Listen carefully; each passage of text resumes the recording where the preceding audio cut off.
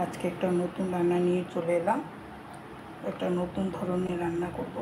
এই যে আমি সকাল বন্ধুরা, মমিস ডে আউট চ্যানেলে সবাইকে স্বাগত জানাই। আজকে একটা নতুন রান্না নিয়ে চলে এলাম। একটা নতুন ধরনের রান্না করব। এই যে আমি নিয়ে নিয়েছি বরবটি, নিয়ে নিয়েছি কয়েক কোয়া রসুন, আর নিয়ে নিয়েছি 3টা কাঁচা লঙ্কা। এখন আমি এগুলাকে খালি খোলাতে ভেজে নিব। আমি কড়াই বসিয়ে দিয়েছি, এই ছেড়ে দিলাম রসুনগুলো, দিলাম কাঁচামরিচ, আমি রসুন আর কাঁচা লঙ্কা ছেড়ে দিলাম। এই বরবটি দিয়ে আজকে আমি চাটনি বানাবো। চাটনিও বলতে পারো, অনেকে ভর্তাও বলে।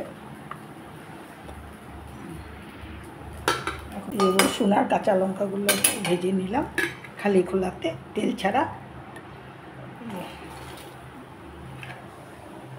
দিয়ে দিচ্ছি বরবটিগুলো।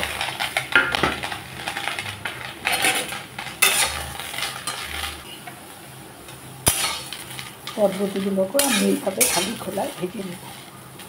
দিয়ে দিচ্ছি চা চামচের আধা চামচ পরিমাণ লবণ। মাঝে মাঝে নাড়াচাড়া করে আমি এগুলোকে একটু খালি খোলায় ভেজে নেব।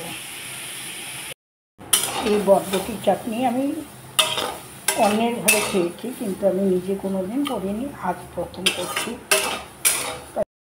এই বরবটি চাটনি খেতে কিন্তু খুবই ভালো লাগে। আমি আমার বোনের বাড়িতে খেয়েছি, তাই আজকে আমি নিজেই করতে নিলাম। দেখি কীরকম লাগে, হয়তো ভালো লাগবে। তা যারা খেয়েছেন তাদের কথা বলছি না, যারা এখনও পর্যন্ত এই রেসিপিটা করে খাননি অবশ্যই খেয়ে দেখবেন, খেতে কিন্তু দারুণ লাগে। এই যে আমি ভেজে নিলাম, এখন আমি নামিয়ে নিচ্ছি।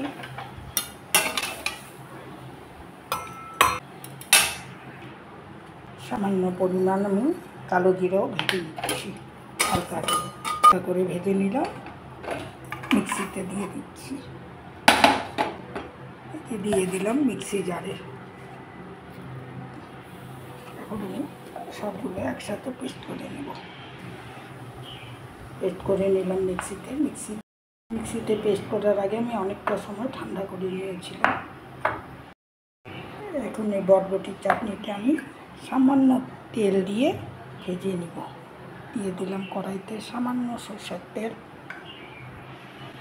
তেলটাকে আমি খুব ভালো করে গরম করে নিয়েছি, যাতে কড়াইতে লেগে না যায়।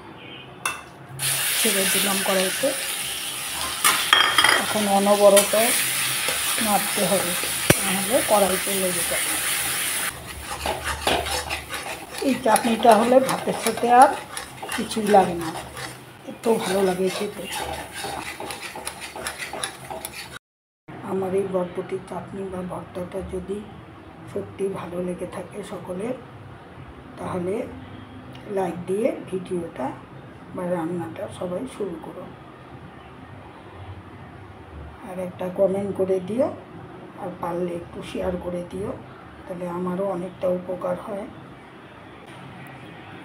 যারা পাশে আছো তাদের জন্য তো ধন্যবাদ রইল, আর যারা দেখছো তারা একটা সাবস্ক্রাইব দিয়ে অবশ্যই পাশে থেকো,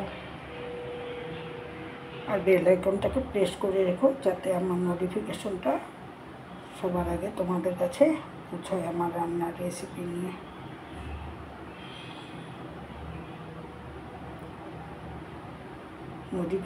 আজ তাহলে এই পর্যন্তই।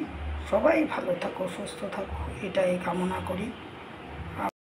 আবার নতুন রান্না নিয়ে তোমাদের সামনে চলে আসবো। আজ এই পর্যন্তই।